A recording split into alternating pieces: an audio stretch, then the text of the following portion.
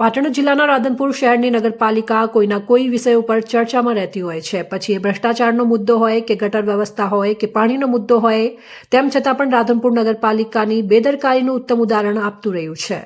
આજરોજ રામલલ્લા ચોક રાધનપુર હાઈવે ઉપર શિવ દાબેલી સામે નગરપાલિકાનું કચરાનું ટ્રેક્ટરે અકસ્માત સર્જ્યો હતો, જેમાં એક કાર અને એક બાઇકને મોટું નુકસાન પહોંચ્યું હતું। સદનસીબે આ અકસ્માતમાં કોઈ પણ જાનહાની થઈ નથી। નગરપાલિકાના ટ્રેક્ટરમાં બ્રેક લાઇટ પણ લગાડવામાં આવેલ ન હતી।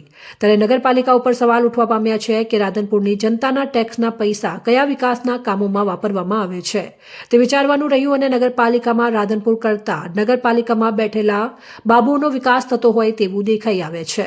જ્યારે ડ્રાઈવરને પૂછતા જણાવેલ કે ટ્રેક્ટર આપોઆપ ચાલવા લાગેલ, જેના કારણે અકસ્માત સર્જાયો હતો। જ્યારે જયાબેન ઠાકોર પણ આ વાતની નિંદા કરી હતી।